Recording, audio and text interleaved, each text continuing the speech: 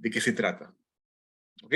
Así que comparto mi pantalla y empecemos. Tengo, supongo, un poco menos de 45 minutos, así que espero acabar a tiempo. ¿Me podrían decir si se ve mi pantalla completa? Sí, sí, doctor. No sin antes comunicarle a los asistentes a esta charla.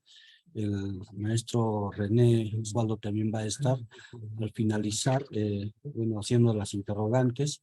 Y si desearan los que nos están escuchando, también lo pueden hacer las interrogantes en forma escrita para que el maestro René la pueda transmitir hacia usted. Perfecto. Voy a un poquito eliminar esta barra. Ok, la pongo aquí. Perfecto. Listo, bueno. El título de la charla es una breve introducción a la nanotecnología, cómo se fabrican los chips. Yo soy Nahuel Monteblanco, doctor en nanotecnología y actualmente trabajo en la compañía Spinaion Technology. Agradezco a Raúl Carabaya por la invitación, a René y a todos los participantes, y a la Asociación de Científicos Peruanos, a la cual represento hoy día, científicos.p.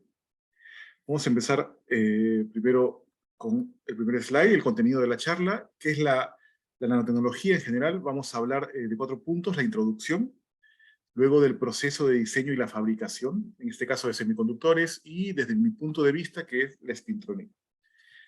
Hablaremos un poco de la crisis de los semiconductores, algo que llama mucho la atención. Vamos a entender un poco por qué se da y en dónde nos encontramos nosotros como usuarios dentro de esta crisis. Y bueno, si nos alcanza el tiempo, un poco de la nanotecnología en Francia. Entonces empecemos un poco con la introducción de la nanotecnología, conceptos un poco básicos y para entender de qué se trata. ¿Qué es la nanotecnología? ¿Qué significa nanotecnología? Nanotecnología es un prefijo. Yo cuando escuché nano por primera vez, yo pensé en realidad que se trataba de un cantante, Joan Manuel Serrat, a quien le dicen el nano, pero no, nano viene del vocablo griego nabos, que significa, yo no lo sabía, enano. Si uno busca en internet va a encontrar que nano viene de enano, en griego, en latín también. Entonces, de eso se trata, de algo muy pequeño. Y vamos a ver por qué.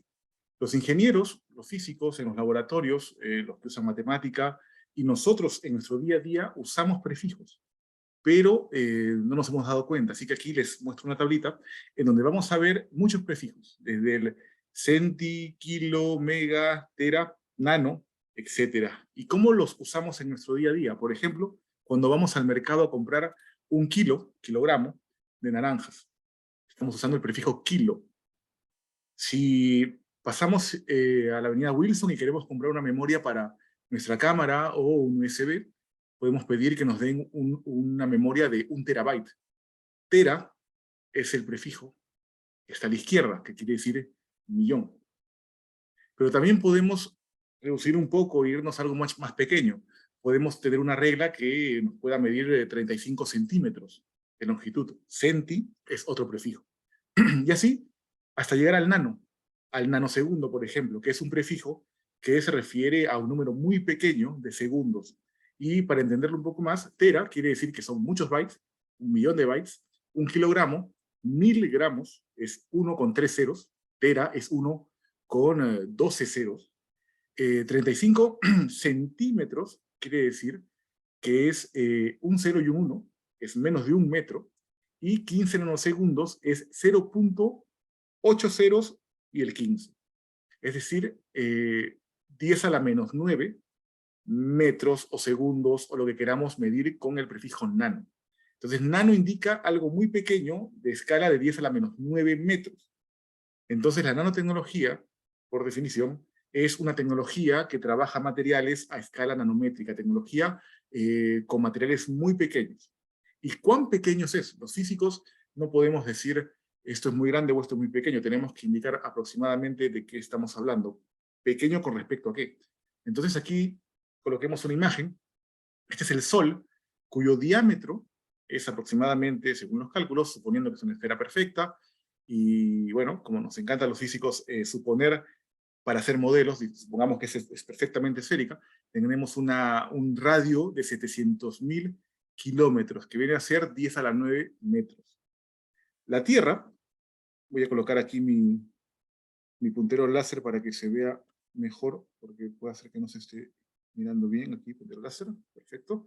Aquí la Tierra, la pueden ver aquí abajito, con respecto al Sol, tiene un radio de 6.300 kilómetros. Quiere decir aproximadamente el orden de 10 a la 6 metros. Pasamos de 10 a la 9 a 10 a la 6. 3 órdenes de magnitud más pequeño.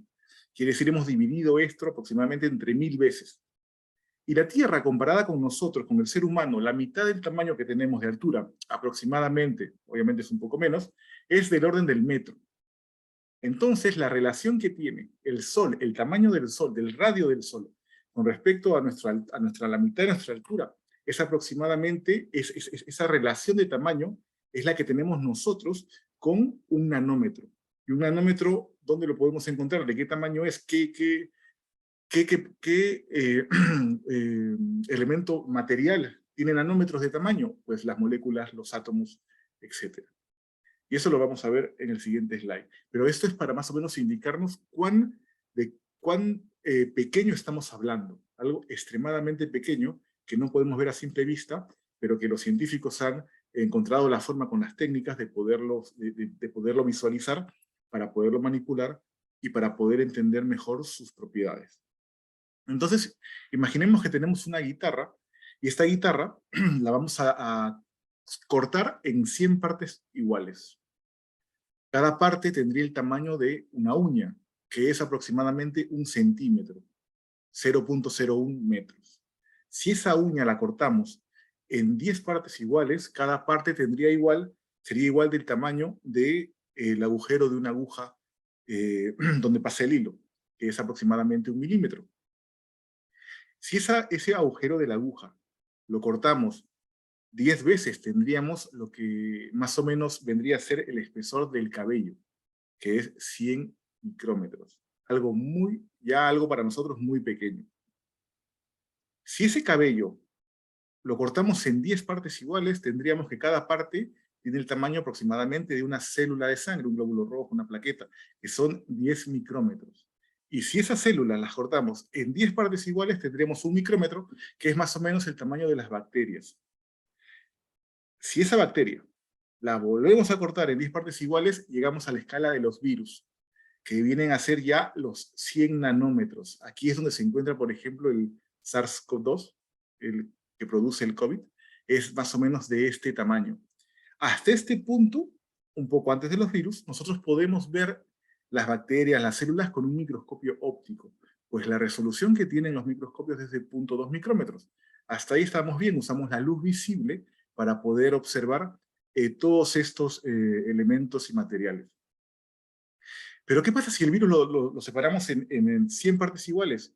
Pues llegaríamos ya a escala atómica, a escala de varios átomos unidos, tendríamos más o menos lo que es la hélice del ADN, y esta escala de nanómetros solo se puede llegar a observar utilizando microscopios electrónicos, por ejemplo, de alta resolución, de transmisión o de escaneo, o microscopios de fuerza atómica, etcétera, que tienen una resolución mucho más pequeña que el microscopio óptico, pues no usan luz, usan electrones para poder observar a esta escala. Más adelante explicaré por qué. Pero ¿por qué es importante saber qué es lo que poder observar el objeto a este tamaño? Porque las propiedades cambian de alguna forma con el tamaño. Y eso lo vamos a explicar más adelante. Los modelos, la física detrás de lo extremadamente grande, como por ejemplo el Sol, la Tierra, una piedra, todos los objetos que podemos observar, pueden ser descritos, podemos predecir su trayectoria, dónde estará en un cierto tiempo utilizando la mecánica clásica, por ejemplo, la mecánica clásica de Newton, que fue obviamente planteada hace ya tres décadas, en el año 1700 aproximadamente. También la de Albert Einstein con la teoría de la relatividad y la mecánica general. Esto es la mecánica clásica que describe lo extremadamente grande. Funciona muy bien para las órbitas de planetas, por ejemplo, de Júpiter, de Saturno. Einstein más o menos mejora esta mecánica clásica con la relatividad general para poder llegar a una teoría general de la gravitación que describe el movimiento de Mercurio, que descubre planetas también en algún momento, o que corrige órbitas, perdón, de algunos planetas. Pero esto es lo muy grande. Para lo muy pequeño, en el año 1910 aproximadamente, empieza la revolución de la física cuántica. Schrödinger describe con su ecuación de onda las partículas y el comportamiento de partículas muy pequeñas. Max Planck también contribuye con ecuaciones, y hay toda esta nueva teoría que es la mecánica cuántica que describe el comportamiento de partículas a un nivel atómico. Entonces ya no podemos describir lo que sucede entre nuestros átomos utilizando la mecánica clásica o la mecánica general. Tenemos que ir a ver efectos cuánticos donde la probabilidad de que algo suceda o no suceda existe. Entonces puede ser que un electrón se encuentre no en una posición y en un momento, sino en todos lados, con diferentes probabilidades. Esto da, por ejemplo, lugar a que se pueda entender por qué cuando disparamos electrones a través de un material, existe la probabilidad de que algunos electrones atraviesen el material y otros no, cosa que en la mecánica clásica no se puede explicar porque sencillamente no pasaría. Y entre muchos otros efectos cuánticos que de alguna forma rompen con nuestra visión a lo que estamos acostumbrados a ver. Pero estos nuevos efectos a baja dimensión, a la escala nanométrica, generan fenómenos utilizados, propiedades de materiales, para generar nuevas tecnologías. Entonces, por ese lado va la nanotecnología, aprovechando el tamaño y estas nuevas propiedades para poder desarrollar nuevos dispositivos que nos ayuden a nosotros en nuestro día a día. ¿Pero esto se sabía desde hace mucho tiempo? No. Los empíricos no sabían que estaban fabricando ciertas nanopartículas, pero las utilizaban de una manera. Aquí, por ejemplo, en la copa del Incubus, esta imagen muy bonita, cuando la luz es enviada desde la parte delantera, vemos que tiene un color medio verdoso, pero cuando es iluminada por detrás tiene un color rojizo. Y eso se descubrió hace algunos años, es porque tiene un recubrimiento de nanopartículas de oro y plata, de un tamaño un poco mayor a 50 nanómetros. ¿Pero qué tiene que ver las nanopartículas con el cambio de color? Eso lo veremos más adelante. Esto no solamente se vio en Roma en el año 500 después de Cristo, también en algunas iglesias medievales, y aquí en Francia hay muchas. Esta, por ejemplo, a la izquierda, es la Catedral de Chartres, una iglesia muy linda, en donde existen aún vitrales, con diseños, obviamente, de la religión católica, y donde se encuentran muchos colores. Y esos colores son debidos a nanopartículas de diferentes materiales con diferente tamaño, obviamente a la escala nanométrica, que absorben y reflejan diferentes longitudes de onda. ¿Y eso por qué? Por ejemplo, aquí lo vamos a entender muy fácilmente. Tenemos oro y tenemos plata. El oro, como lo conocemos, es de un color amarillento. Así lo vemos siempre en las fotografías. Y la plata es de un color, no voy a decir plateado, pero un gris muy brilloso. Pero ¿qué sucede si empezamos a cortar este oro y esta plata en pedazos muy pequeños, llegando ya a la escala nanométrica? Si hacemos esto y colocamos estos materiales en una solución y los iluminamos, podemos ver que ya el color que tienen ya no es amarillo en el caso del oro y ya no es gris en el caso de la plata. Aquí podemos ver cómo 5, 7, 10 son nanómetros y el tamaño de las partículas de plata que se encuentran en estas soluciones. Y podemos ver que el color cambia completamente. Esto es porque hay una propiedad cuántica que se llama la resonancia del plano superficial, que se encarga de excitar las partículas y de absorber ciertas longitudes de onda, reflejar otras y poder cambiar el color. Esto depende del tamaño y de la forma de las nanopartículas. Entonces la nanotecnología, en este caso por ejemplo, nos genera, produce o es la responsable de estos diferentes colores de partículas dependiendo del tamaño. Pero para entender también un poco más acerca de los efectos, de cómo podemos explicar o la importancia de ciertas propiedades a baja dimensionalidad, con tamaños muy pequeños, es por ejemplo el caso del SARS-CoV-2. El virus, cuando se pulsa por la boca de una persona que está enferma, el virus no cae automáticamente al suelo producto de la gravedad, se mantiene en el aire, digamos, flotando o en algunas partículas de agua suspendidas en el ambiente. ¿Y por qué la gravedad no afecta a este virus y lo hace caer inmediatamente al piso? Porque a esa escala la fuerza de la gravedad o la atracción gravitatoria no es tan importante, hay otras fuerzas que juegan un papel más importante. Entonces podemos entender de esta forma por qué el tamaño importa para ciertas propiedades, para generar ciertas propiedades y ciertos efectos utilizados después.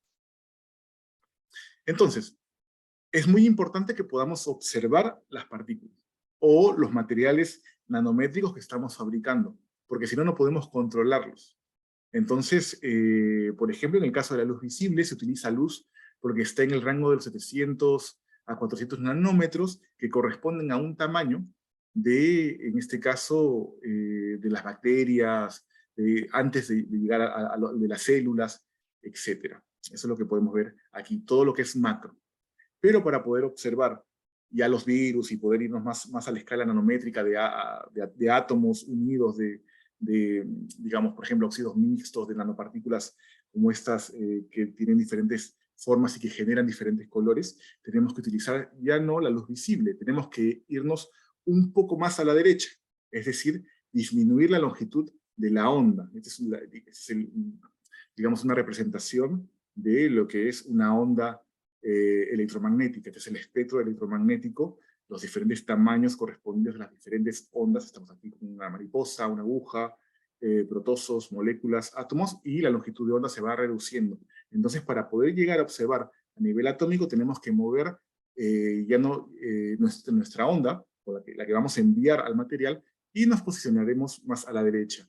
Y la mecánica cuántica nos ayuda para eso, pues se descubrió que los electrones tienen asociados una onda que nos produce una resolución de 0.12 nanómetros.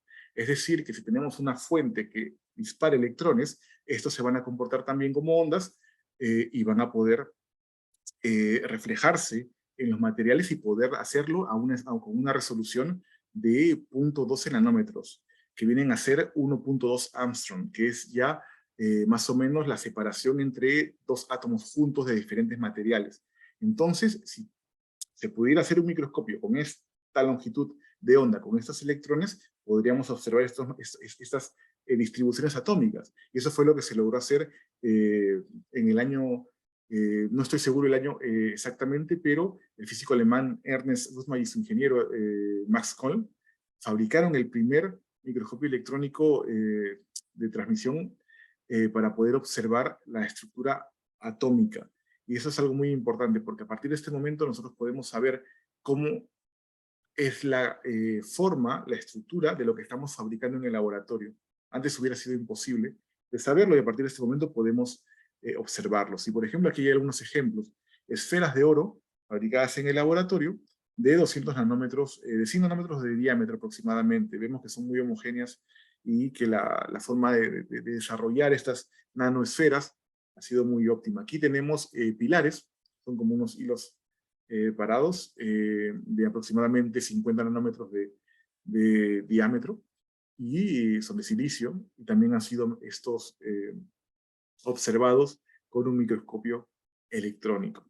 Entonces, las aplicaciones son muchísimas, porque podemos generar, fabricar, producir diferentes métodos de fabricación y después verificar si lo que estamos fabricando de verdad tiene la forma correcta o no. Nosotros, en el caso de los chips, por ejemplo, los dispositivos que son nanométricos también pasan por un proceso de observación para poder observar y ver si la forma que estamos diseñando es correcta, y si el material se ha salido por los costados, si queda bien definido recto, o si tiene un ángulo. Todo eso lo podemos observar con estas técnicas de microscopía. Pero la primera técnica, y creo que esta es la que corresponde a un premio Nobel, es la del efecto túnel. Esta fue la primera, es un modelo más moderno, pero la idea principal fue la de acercar una punta con una diferencia de potencial muy grande, de tal manera que se genere un arco. Aquí podemos ver los dos materiales, y la punta, también formada por átomos, son las esferitas que estamos viendo. Se genera un arco de corriente, y dependiendo de la distancia podemos hacer un barrido con la punta, y vamos a tener diferentes valores de corriente, porque la distancia va a ir cambiando dependiendo de los átomos que se encuentren ubicados. Entonces, de esta forma, acá a la derecha podemos ver las imágenes que fueron tomadas y cómo es que se podía distinguir diferentes tamaños de átomos. Esto valió un premio Nobel en ese momento. Me he olvidado de colocar el nombre, mil disculpas.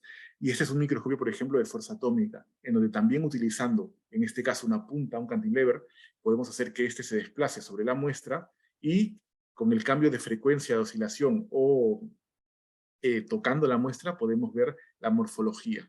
Aquí, en este caso, la resolución 500 nanómetros pero podemos distinguir entre aproximadamente 50, 10 y 20 nanómetros, y estos son unos granos.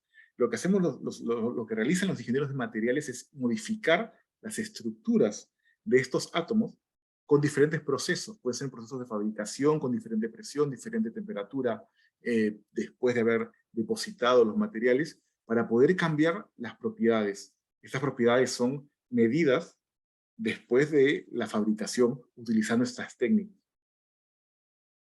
Pero ¿quién fue uno de los primeros, de los pioneros en hablar de nanotecnología y de construir dispositivos muy pequeños? Fue Richard Feynman en el año 59 en una charla de la Sociedad Americana de Física en el Instituto de Tecnología de California.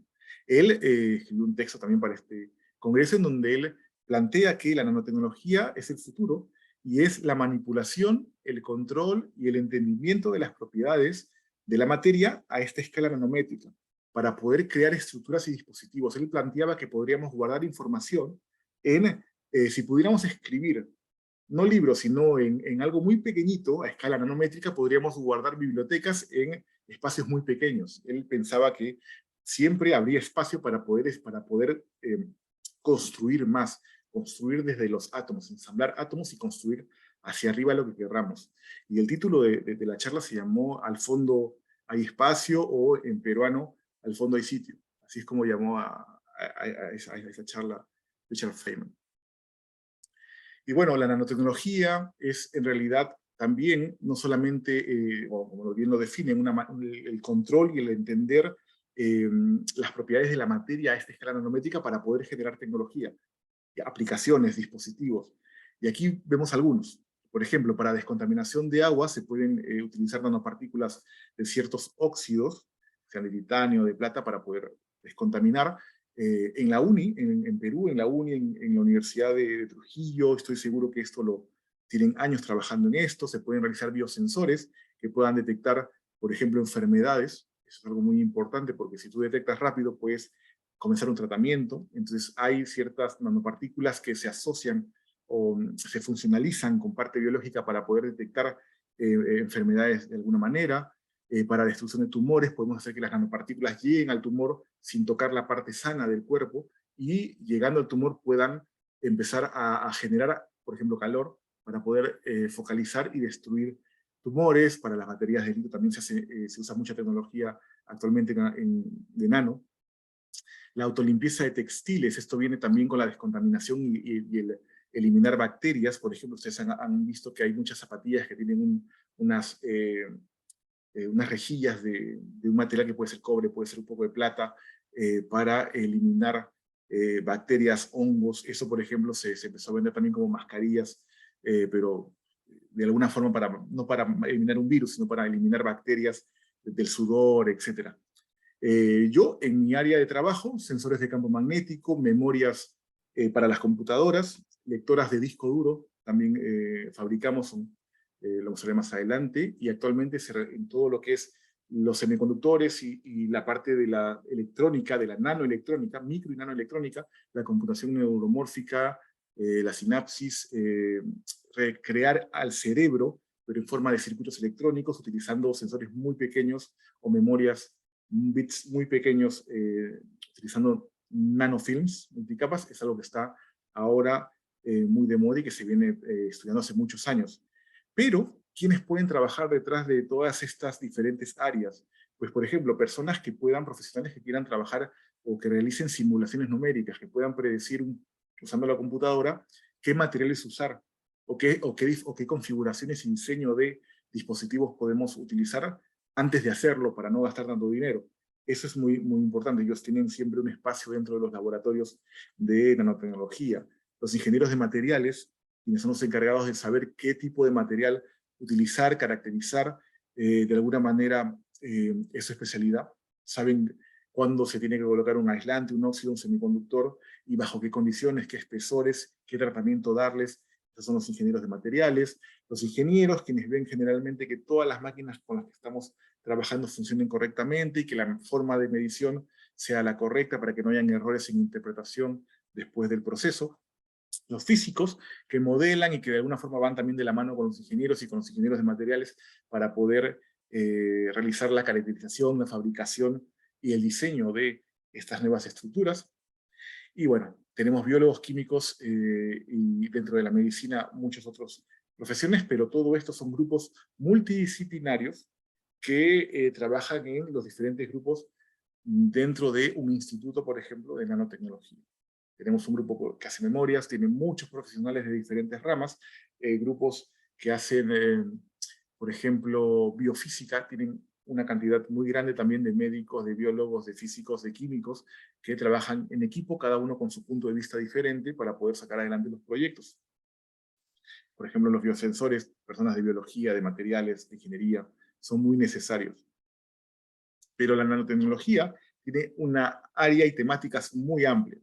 Por ejemplo, en biofísica, los implantes, los protectores solares que usan nanopartículas para que la radiación UV no penetre la piel, celdas de combustibles, cómo es que podemos con drug delivery llegar adentro del ser humano, pero a cierta parte utilizando nanopartículas muy pequeñas, porque obviamente el cuerpo trata de eliminar todo lo que ingrese.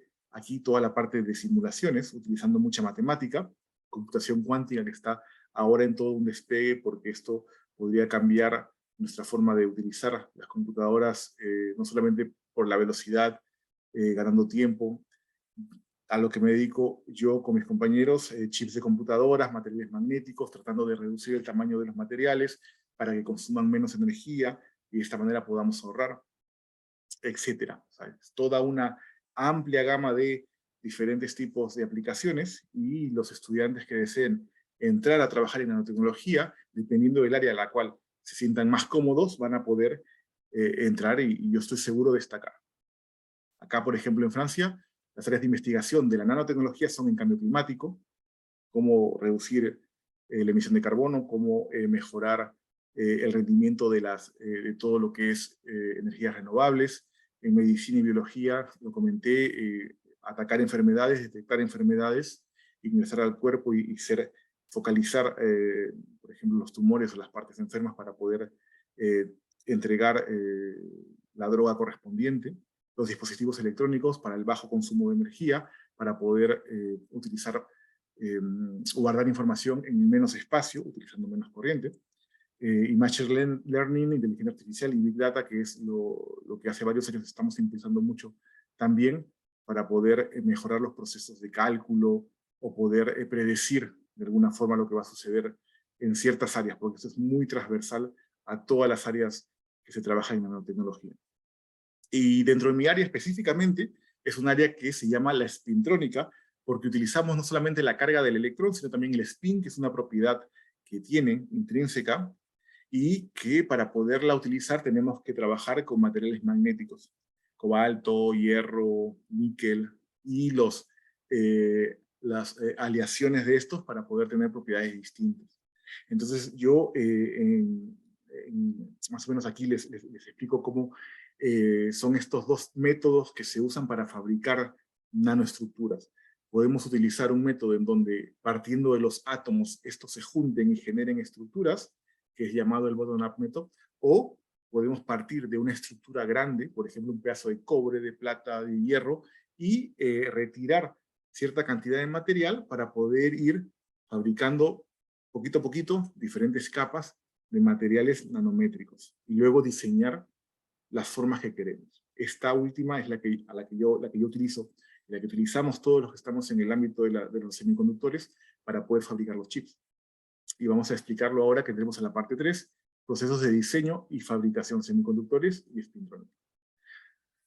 Aquí a la izquierda podemos ver una placa de computadora. Estoy seguro que ustedes en algún momento lo han visto, han abierto una computadora, han visto estas placas, o algún juguete que tenga estos pedazos negros que se llaman chips, son conocidos como chips. Es un circuito integrado que se llama chip, microchip, microelectrónico, no sé quién lo llama así, pero es más o menos como un encontrado que se llama el chip, que es en realidad un material semiconductor, silicio generalmente, o silicio con óxido de silicio, y con muchos materiales encima, y con muchos circuitos. Es todo un conjunto de circuitos integrados en un chip. Y esto lo podemos ver acá a la derecha. Si nosotros le quitamos la parte negra a este chip normal, vamos a encontrar que tiene un cableado hacia las patitas y que adentro tiene una placa que parece media transparente, que puede ser el silicio, y muchas conexiones hechas ya depositadas dentro de esta placa general.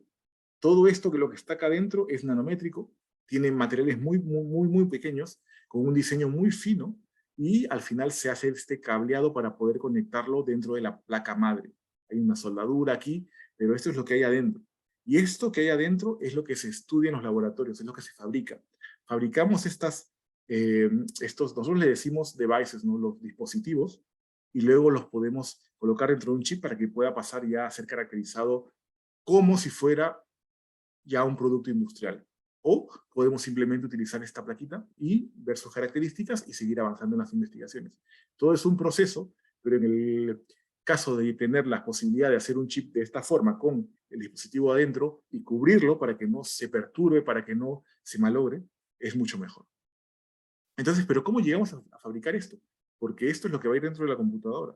Entonces, para poder hacerlo, partimos del semiconductor. El semiconductor, en este caso acá a la izquierda les muestro los wafers, son unas obleas enormes de silicio, pueden ser de diferentes tamaños, 2, 4, 6 pulgadas, dependiendo de las máquinas que tengamos para hacer el depósito de los materiales, porque las máquinas son unas máquinas muy grandes, pero son muy caras aquellas que tienen la posibilidad de hacer depósitos de muchos materiales. Cuanto más materiales podamos depositar, más cara es la máquina, y obviamente menos laboratorios en el mundo la tienen. Entonces tenemos que ser muy cuidadosos cuando hacemos investigación, porque generalmente en los laboratorios tienen máquinas que tienen entre 6, 8, 10 diferentes tipos de materiales, y podemos abrirlas, cambiar los materiales para poder hacer diferentes diseños de películas depositadas una encima de otra, como si fuera un sanguchito de diferentes materiales. Una vez que se parte de estos wafers de silicio, que son semiconductores quiere decir que no son ni conductores ni aislantes, conducen la corriente, pero bajo ciertas condiciones, como si fueran unas compuertas que cuando les colocamos un voltaje determinado, dejan pasar la corriente, pero cuando no llegamos a ese voltaje, no la dejan pasar. Entonces podemos tener una compuerta de alguna manera.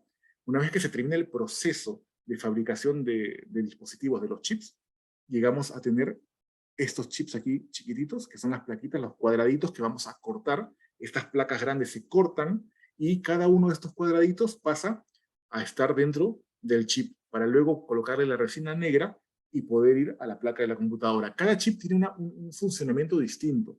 Pueden ser memorias, pueden ser circuitos con algún tipo de aplicación particular. Entonces vamos a ver cómo lo fabricamos. La primera etapa es hacer todo un crecimiento de diferentes materiales. Una vez que tenemos los materiales ya depositados encima de nuestra oblea de silicio, vamos a hacer el diseño. Vamos a diseñar si yo quiero cuadraditos, si quiero hacer cilindros, si quiero hacer algo más plano, o quiero hacer canales, etc. Eso es la micro o nanoestructura que se genera partiendo de la litografía UV, óptica o electrónica. Como vimos y les expliqué hace un rato, si usamos la óptica con la luz visible, la resolución que vamos a poder tener no es tan pequeña, y si hacemos litografía electrónica, podemos hacer dispositivos de escala nano, con la óptica hasta micro. Entonces, dependiendo de la máquina que tengamos, pues nuestro dispositivo va a variar. En el caso de la tecnología actual, se llega hasta de 13 nanómetros sin ningún problema en lo comercial. Entonces, la electrónica es la que se usa fundamentalmente. La óptica para algunos sensores, y en laboratorios generalmente se tienen estas máquinas porque cuestan mucho menos que tener litografía electrónica. El etching quiere decir que si hacemos un diseño circular, por ejemplo, vamos a retirar todo lo que está alrededor de este circulito para poder generar nuestro cilindro. Y ese dispositivo después lo protegemos con un óxido alrededor. Esa es una parte importante del proceso que se llama el etching, que es el retirar el material alrededor de nuestro diseño. Luego de tener todo esto ya terminado, se hacen los contactos y un microcableado para poder pasar la corriente a través de nuestros dispositivos, porque son tan pequeños que no podemos directamente meterlos en otra máquina para medir su resistencia o medir el comportamiento frente a la temperatura. Tenemos que hacer un cableado muy pequeño, y se los voy a mostrar más adelante. Ese estudio de las propiedades se llama caracterización. Ese es el que hacemos en los laboratorios, que da origen, por ejemplo, a los papers, se ven los resultados, se publica. Si es muy importante, no se publica y se patenta. Y si no, se publica y se espera pues, que los referees lo acepten y entre a ser parte del conocimiento universal. Entonces, esa es la primera etapa. Vamos a fabricar diferentes materiales uno encima del otro. Estos colores corresponden a cada diferente tipo de material. Hay una infinidad de materiales. En mi caso, los que más uso comúnmente son níquel, hierro, cobalto, hierro, boro, etc. Son para dispositivos dentro de la espintrónica que nos ayudan a tener válvulas de spin para poder leer. Son como unos sensores que nos permiten leer la información que está en los discos duros, o para fabricar sensores de campo magnético y poder medir la corriente que pasa en un cable, colocamos un sensor de campo, y como la corriente genera un campo, el sensor detecta ese campo y nos traduce con una señal que está pasando corriente. Son algunas aplicaciones que normalmente fabricamos en estos laboratorios. Entonces, la máquina para depositar estos materiales es una de este tipo, se llama sputtering, que lo que quiere decir es que vamos a colocar nuestro semiconductor recién llegadito aquí en una cámara de vacío a bajas presiones, generalmente 10 a la menos 6, 10 a la menos 7 milibars. Aquí colocamos nuestro silicio, y aquí abajo están los materiales que queremos depositar. Puede ser cobre o plata, cobalto, etc.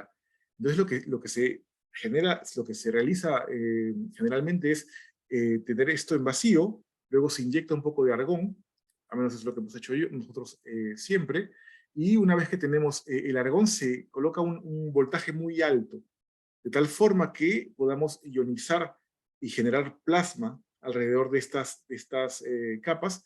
Es todo un ataque de argón, de los iones de argón que están en la cámara, atacan el material, y del material se desprenden átomos. Por ejemplo, si tuviéramos oro, se desprenderían átomos de oro, y esos átomos de oro irían hacia este polo donde está nuestro silicio, y se va a depositar poco a poco, dependiendo del tiempo en el que esté funcionando la máquina, haciendo el sputtering, se va a ir depositando 1 nanómetro, 2 nanómetros, 3 nanómetros, y podemos controlar ese espesor. Para diferentes espesores, diferentes propiedades. Entonces es toda una técnica para poder tener muchos materiales distintos, pero toma tiempo. Y una vez que hemos terminado esto, nuestro material se ve así, se ve como un espejo, en donde hay muchas capas de materiales uno encima del otro. Una vez que tenemos el material ya depositado, esto es un film, se le conoce como, bueno, es un wafer con películas delgadas, encima, multicapas, vamos a entrar a una sala blanca o sala limpia. Es un clean room en donde nos tenemos que vestir. Aquí estoy yo vestido como un pingüino, no para protegerme yo de las enfermedades, como los biólogos, por ejemplo. En este caso, nosotros protegemos nuestros chips de nosotros, de nuestro cabello, del polvo, de las zapatillas. Entonces tenemos que estar muy bien protegidos para no ensuciar nuestras películas delgadas. Entonces pasamos por técnicas de colocar resinas para poder diseñar los dispositivos con esta máquina que es la litografía de ultravioleta, y utilizando unas máscaras que hemos diseñado previamente para poder generar las diferentes formas de nuestros circuitos, de los chips que queremos fabricar. Aquí, por ejemplo, hay muchos diseños distintos. Pueden hacer pilares, círculos, acá con contactos, etc. Es muy variado, depende del estudio que se quiera realizar. En mi caso, yo fabriqué sensores de campo magnético y tenían esta forma, donde aquí están los contactos, y mi sensor en realidad está en esta puntita que no se ve, que es muy pequeña, se ve solamente con el microscopio y la luz visible. Tenía algunos micrómetros de tamaño, y este era un chip que va a ir encapsulado dentro de una placa para poder medir el campo magnético. Una vez que ya tenemos nuestro dispositivo, lo vamos a colocar en un chip, hacemos el cableado correspondiente. Acá pueden ver que es como una aguja, como una máquina de coser, en donde cableamos todos los contactos que tiene nuestro chip con las patitas que van a ir afuera. Y una vez que tenemos ya el sistema cerrado, cubierto, pasa a caracterizarse, es decir, a ver si sus propiedades son interesantes para la aplicación a la que estamos apuntando. Para eso también se requiere mucha inversión. Pueden ver las máquinas que se usan para canalizar estos dispositivos. Son de verdad es altísimo el presupuesto que hay que tener para poder tener este tipo de equipamiento, pero siendo inteligente, esto de acá no solamente sirve para la ciencia básica aplicada, sino para el desarrollo tecnológico, porque esto también se alquila a empresas que fabrican chips y pueden utilizar los laboratorios, y obviamente el laboratorio recibe una cantidad de dinero para poder alquilar sus equipos y que de esta forma se generen patentes que al final van a generar ingresos para el país y la empresa que está fabricando los chips.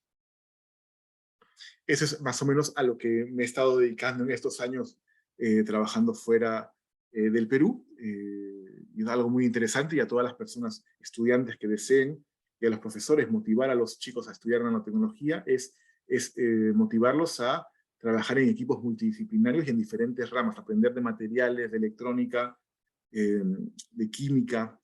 Es algo muy, muy, muy lindo y lo recomiendo. Vamos a hablar ahora un poco de la crisis de los semiconductores, que es algo que pasó hace poco y que nos dio a entender que de verdad estamos centralizando mucho la fabricación. Sabemos que las aplicaciones de los semiconductores, de estos chips que hemos fabricado, están en los celulares, en los servidores que guardan la información, es algo muy importante. En los automóviles hay cerca de 70 sensores de diferentes tipos y todos son electrónicos. Tenemos procesadores de las computadoras, tarjetas gráficas, etcétera. En los hospitales, por ejemplo, las máquinas de IRM, todo eso utilizan chips, está en todos lados. Pero aquí hay que entender algo. Hay que entender que el diseño y la concepción de los chips, de los circuitos integrados, se realizan en ciertas empresas. No generalmente en las empresas que fabrican los chips, sino son empresas, compañías servers, que hacen el diseño, que más o menos tienen una idea, que testean prototipos. Y una vez que todo esto ya está, digamos, probado, pasa a la fabricación a gran escala, que a empresas que son unas cuantas en el mundo. Algunas, por ejemplo, como Intel, sí tienen las dos, tienen no solamente la parte de diseño y concepción, sino también la fabricación, pero hay empresas que son las que dominan el mercado, que esas solamente reciben ya el diseño de lo que se tiene que hacer y fabrican para diferentes empresas. Entre ellas está Samsung, GlobalFoundries, etc. Esas se llaman fundiciones. ¿Cuánto cuesta tener una de estas en un país? Es muchísimo dinero, es como el PBI de un país de Centroamérica. Entonces, aquí entra, no es muy fácil invertir en esto, porque el riesgo de que no funcione es muy alto. No solamente se requiere el dinero para poder poner una de estas fundiciones en un país, requieres de capacidad de personal altamente calificado que pueda trabajar en esa empresa, que pueda mantener los equipos de alta tecnología funcionando, de materiales, de suministros. Es una inversión enorme. ¿Y quiénes son los capos? Los taiwaneses en este caso, los americanos también, y aquí podemos ver una cadena, por ejemplo, de un procesador de teléfono.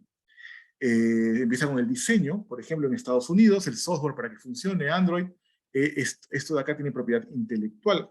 Y la propiedad intelectual generalmente es a lo que Europa apunta mucho. Francia, por ejemplo, tratan de generar mucha propiedad intelectual, pero han dejado de lado la producción.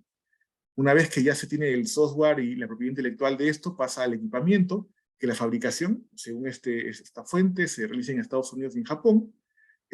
Los materiales que se requieren para poder generar estos chips para un celular están en diferentes partes del mundo. Obviamente sería genial que Perú esté dentro de los que distribuyen materiales estratégicos para, sea baterías como el litio, tierras raras, entre otros tipos de materiales que se requieren para estas tecnologías.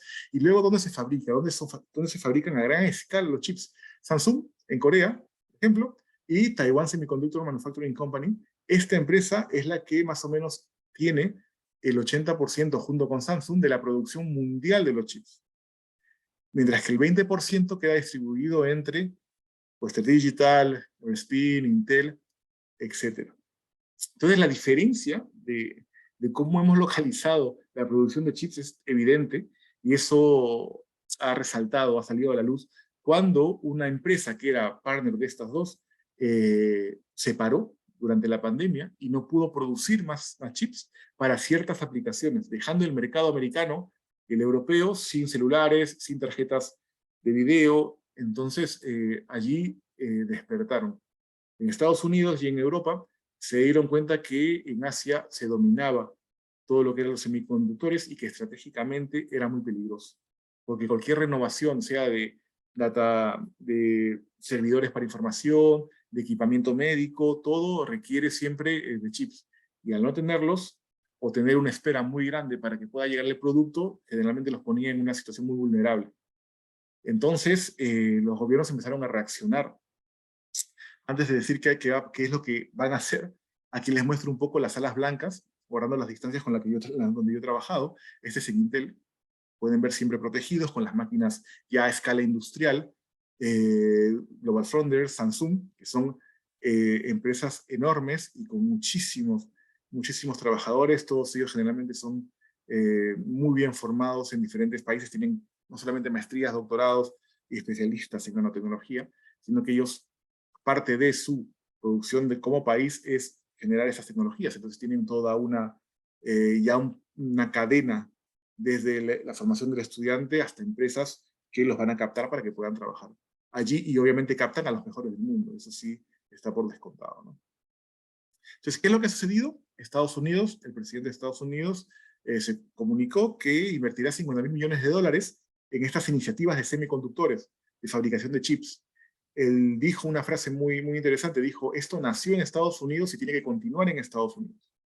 Francia, por ejemplo, va a recibir a Intel dentro de poco, cerca de donde yo estoy trabajando. Se va a posicionar en Alemania y en Francia porque también quieren comenzar a producir, no a gran escala como en Asia, pero empezar a producir. Y Francia tiene una empresa de semiconductores que es ST Microelectronics, que está en Grenoble, y ellos van a ampliar toda su infraestructura para poder comenzar a fabricar chips en wafers de 300 milímetros como en Asia, ¿no? Vamos a ver cómo va por ese lado Francia. Y bueno, Europa, como bloque económico, también va a invertir en proyectos y en formación en investigación, proyectos y personal, para que se pueda de verdad empezar a pensar en la creación de empresas europeas de fabricación de chips basados en semiconductores. Como ven, esto es algo estratégico actualmente y esperemos que sea así, por el bien de los que trabajamos en Europa en estos temas. Algunas reflexiones. La nanotecnología ha generado el día de hoy una revolución tecnológica. Esto es evidente y se hablará de acá al futuro, así como se habló de la era de piedra, de los metales, del fuego. Se hablará del momento en el cual la nanotecnología causó una revolución. Así como creo yo es la del ordenador, la de la computadora, que causa toda una revolución en cómo trabajamos y cómo vivimos. La nanotecnología es una plataforma multidisciplinaria y debe tener prioridad en nuestro país. ¿Por qué? Porque si generamos institutos de nanotecnología en el Perú, tendremos muchos profesionales de muchas ramas solucionando problemas del Perú. Y eso requiere formarlos con educación A1. Y para formarlos con educación de alto nivel hay que tener profesionales y profesores de alto nivel. Entonces hay que invertir en educación, hay que invertir en todo lo que es la infraestructura y generar nexos con el mundo. Entonces, tener nanotecnología en nuestro país, yo creo que es fundamental para utilizarlo como polo de desarrollo en ciertas áreas temáticas como la minería, el ecosistema, el medio ambiente, etc. Y bueno, la geopolítica juega un rol fundamental. Entonces el Perú tiene que estar viendo hacia dónde quiere apuntar con el tema de nuestros minerales, por ejemplo, y si en algún momento fuera posible trabajar con estas empresas, dado que en el Perú también se podría tener una de estas empresas jugando con el Estado, etcétera, a un futuro que no muy lejano, a mediano plazo. Y bueno, eso es todo lo que yo vine a contarles. Espero que se haya entendido un poco la idea de la importancia y de cómo es que la nanotecnología, desde el punto de vista de los semiconductores, va avanzando, seguirá avanzando, y espero en algún momento dar una charla más específica acerca de ya dispositivos específicos en el área de la nanoelectrónica, de la espintrónica. Muchísimas gracias a todos por su atención. Muchísimas gracias, doctor Nahuel Monteblanco. Repetimos, él es físico de la Universidad Nacional de Ingeniería. Además, doctor en nanofísica por la Universidad de Grenoble-Alpes. Es investigador además en el área de R&D de la compañía Spinlow Technologies. Además, miembro de la Asociación de Científicos Peruanos, científicos.com. Muchas gracias, muy agradecido por la participación. Ahora voy a invitar al maestro René Osvaldo Pacho. Él pues va a tener también intervención y de repente transmitirle algunas preguntas, ¿no? Que se han ocasionado en el chat. Adelante, maestro René. Muchas gracias, colega Freddy. Esta charla tan interesante que acabamos de escuchar, en realidad, al menos para el campo educativo, tiene un impacto enorme, enorme. La pandemia nos ha traído al campo educativo el uso de tecnologías que antes pensábamos que solamente estaban destinadas a la distracción o al entretenimiento. Cuando llega la pandemia, nos damos cuenta que las tabletas y los celulares son poderosas herramientas que nos pueden entregar información, nos entregan recursos educativos fundamentales que nosotros los docentes podemos aplicar en el trabajo a distancia. Y esto también ha traído como consecuencia que nosotros nos metamos de lleno a la comprensión de esta tecnología, porque si vemos en la parte posterior de esta tableta o de este celular o de esta PC, ahí dice pues Made in China, Made in Corea, y no dice Made in Perú. Y si uno desarma esa tableta y ve los componentes pequeños que están en su interior y agarra una lupa y quiere ver dónde los han fabricado, pues resulta que están fabricados en China, en Taiwán, y, y no son baratos, sino son realmente costosos. Y su costo, como tú lo acabas de decir, Nahuel, es debido al proceso que significa su fabricación, a la tecnología que se requiere, a la fuerte inversión que se hace a nivel de muchas empresas para poder generar y llevarla pues hacia los consumidores. Eh, Nahuel, mencionaste que invertir en educación y generar un polo de desarrollo en esta tecnología en nuestro país es muy importante, y de hecho que lo es así, por los miles de millones que significa en inversión y en ganancias que también se puede tener, ¿no? Pero ¿hasta qué punto esto es posible en nuestro país? ¿Tenemos opciones, tenemos oportunidades de que un polo de desarrollo en este tipo de tecnología sea posible? No, yo lo dudo mucho. En temas de semiconductores, estoy seguro que no. ¿Por qué? No solamente porque la inversión es muy grande en costos y así nos estemos aliados con muchos privados, necesitamos mucha capacidad, mucho material humano, mucho ingeniero altamente calificado, mucho investigador, necesitamos toda una línea de suministros de todos que va a nutrir a este instituto, a una fondería, una de estas empresas de producción, por ejemplo. Eso no lo tenemos actualmente. Y para tenerlo, tiene que ser un plan a muchísimos años. Entonces, actualmente no sería posible tener una, y si tuviéramos una solamente con la parte de infraestructura, nos faltaría el capital humano, porque no tenemos el capital humano en todas las áreas del conocimiento en el Perú, nos faltan muchos doctores, en esta área muchísimo más. Entonces tendríamos que traer muchas personas de afuera para que puedan trabajar en un instituto de ese tipo. Pero lo que sí nos puede dar mucho, digámoslo así, ventaja sobre nuestros vecinos regionalmente, por ejemplo, es tener institutos de nanotecnología apuntando a temas puntuales que podemos resolver para el Perú, que es descontaminación, en minería, procesos para poder darle un plus a las empresas mineras para la separación de minerales o generar nanopartículas o diferentes procesos que den un valor agregado. En la nanotecnología, en ese lado, va muy bien. Hay muchísimos biólogos en el Perú, entonces hacer biosensores, hacer biofísica, nanofluidos, hay toda una plataforma muy grande de oportunidades. Pero en semiconductores, que es mi tema, es muy difícil, porque países grandes con toda una tradición de generación de tecnología, como es Francia, como es Alemania, eh, no pueden. Si ellos no pueden, porque les cuesta no solamente invertir en eso frente a la sociedad, porque es dinero que van a usar de los impuestos, las capacidades y el mercado tiene que ser pues óptimo para que tú puedas invertir de esa forma. En el Perú no se podría hacer en semiconductores, pero en todo el resto, yo estoy convencido que se tiene que hacer, porque se inicia con algo, con temas y áreas directamente focalizadas y se comienza a crecer. Eso va a traer consigo formar mucha capacidad en los profesionales que trabajen allí, quienes van a ser los encargados de formar a los estudiantes. Acá ningún instituto de estos de nanotecnología funciona aislado de las universidades, por ejemplo.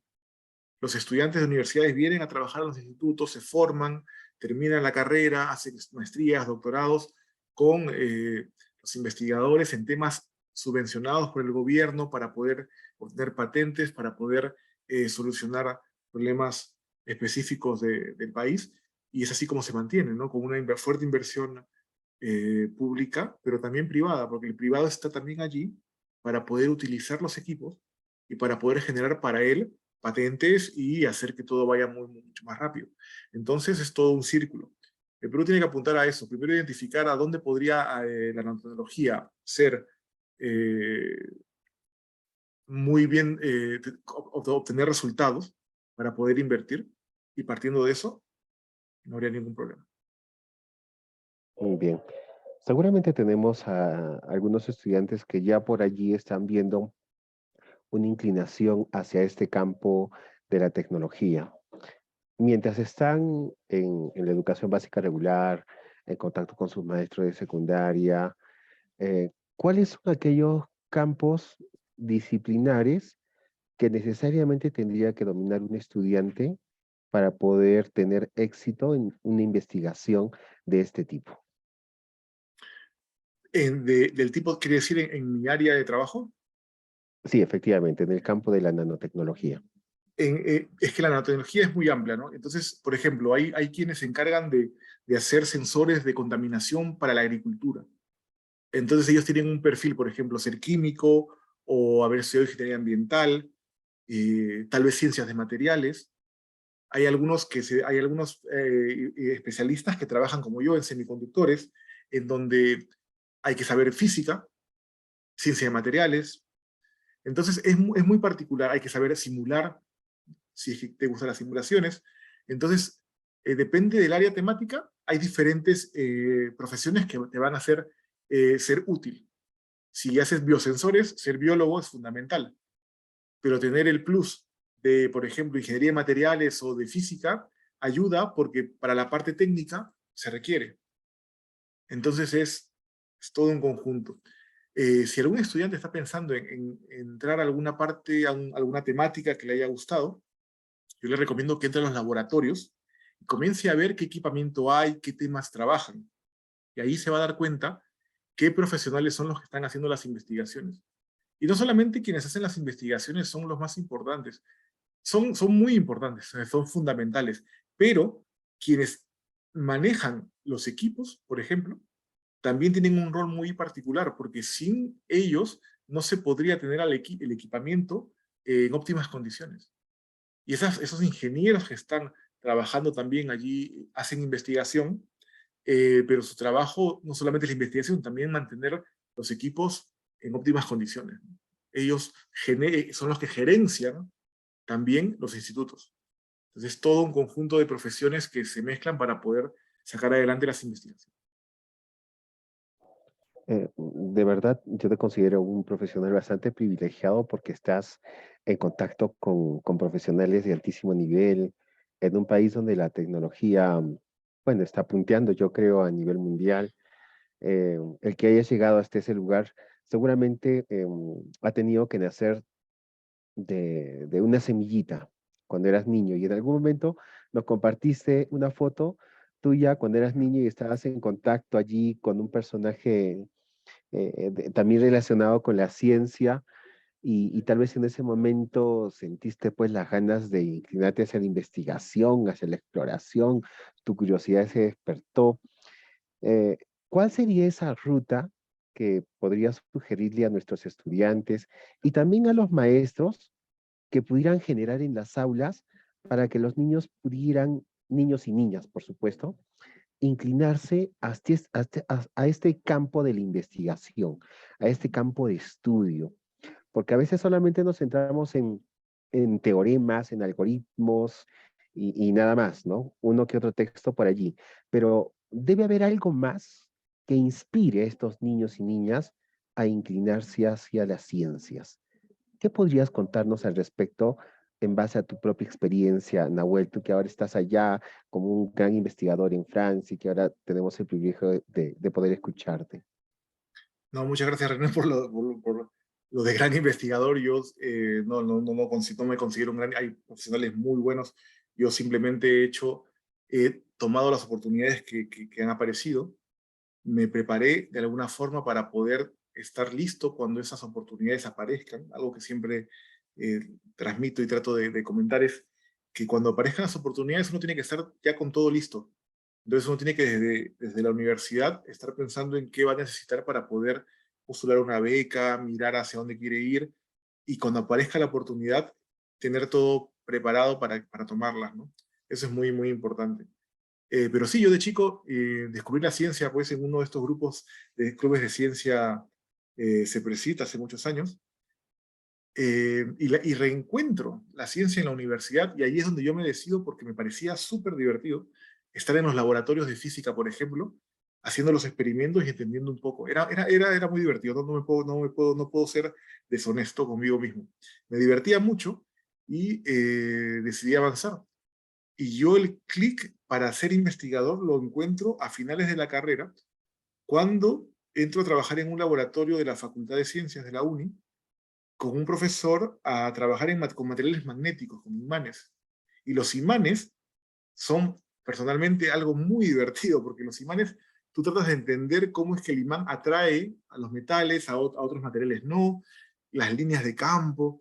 Eso me emocionó. Y para los niños de escuela, jugar con imanes, creo yo, debe ser algo muy, muy, muy interesante, porque deben descubrir cómo es el comportamiento y por qué es que está allí el campo que no se puede ver.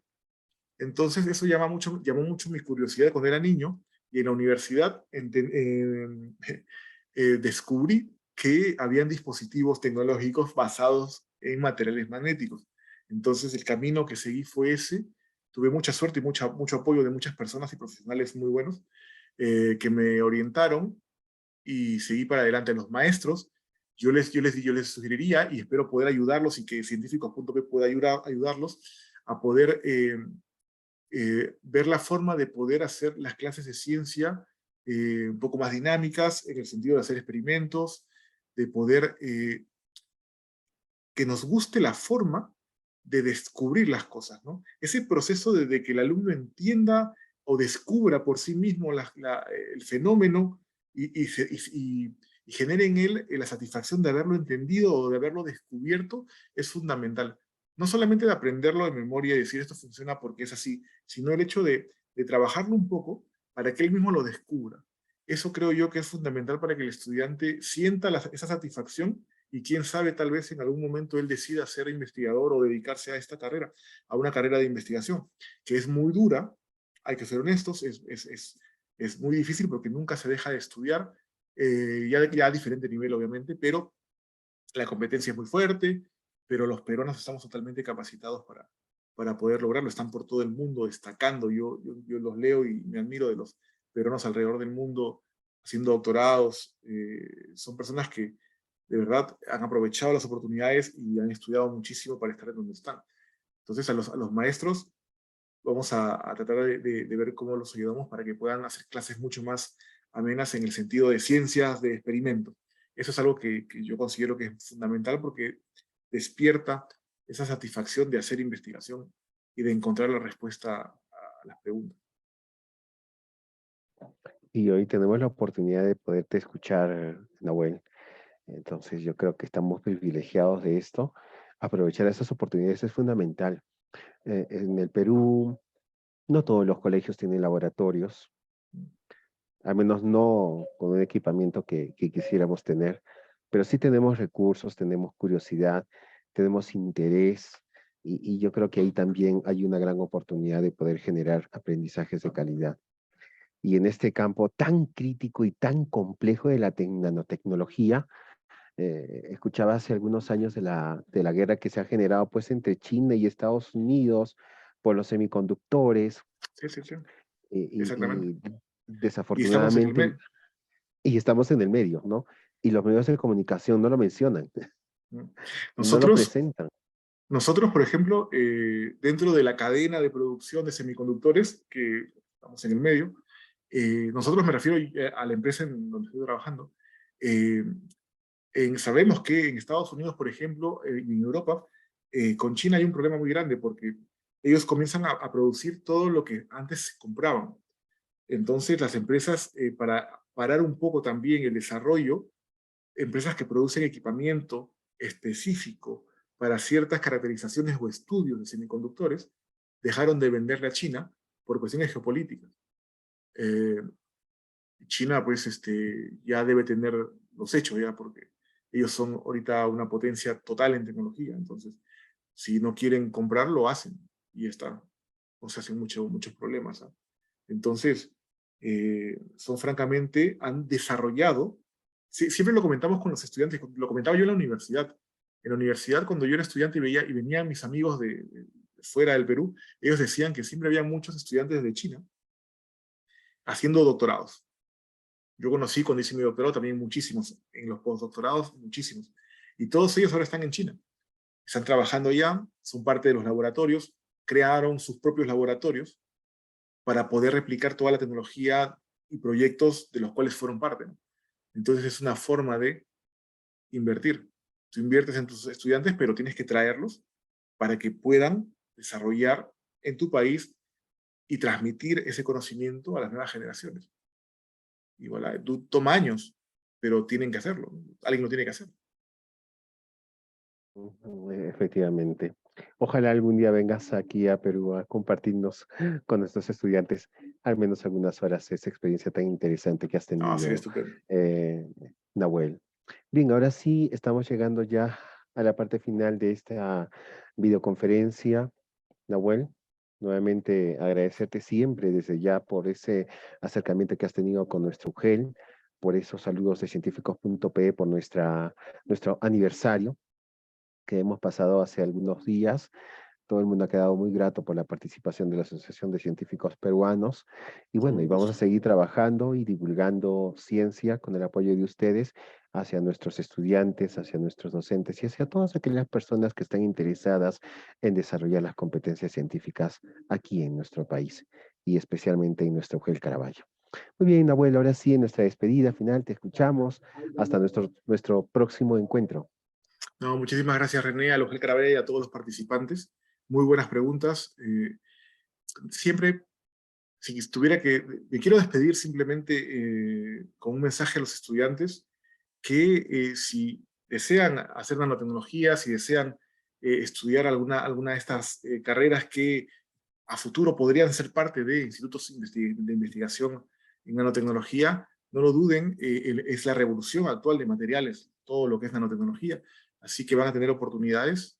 En el Perú también hay ya grupos muy buenos haciendo nanotecnología en ciertas temáticas, así que pueden empezar buscándolos y haciendo nexos con ellos para ver qué están haciendo, qué están estudiando, qué se requiere, cuál es el perfil. Eso es muy importante. Y por otro lado, no me quiero ir sin decirles que siempre que ustedes vean algún producto que diga nanotecnología o que diga cuántico, tengan mucho cuidado, siempre pregunten si en realidad esto es real, porque hay muchas personas que se aprovechan de el desconocimiento para colocarle a sus productos nanotecnología para vender. Eso sí lo hago notar, porque lo he visto mucho en el Perú.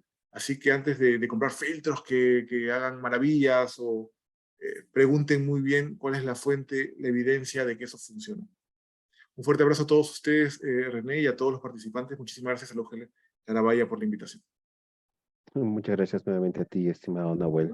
Y recordarles a todas las personas que nos siguen a través del Facebook, en nuestra plataforma, aquí en Zoom, que el día 2 de noviembre nos vamos a volver a reencontrar, esta vez con la magíster Fiorella Olivera Venturo, quien va a desarrollar el tema desarrollando la indagación científica desde las aulas escolares y uso de laboratorios virtuales interactivos en el aprendizaje de la ciencia. Entonces ya están todos cordialmente invitados a acompañarnos este 12 de noviembre. Entonces, hasta ese momento, estimado Nahuel, porque estamos seguros que ahí también vas a estar con nosotros trabajando Por supuesto. y divulgando la ciencia a nuestra comunidad. Gracias. Un fuerte Y abrazo, muy cuídense mucho. Buenas noches. buenas noches, Nahuel. Cuídate y muy buenas tardes a todos nuestros colegas y estudiantes de la UGEL Caraballo. Hasta el 2 de noviembre.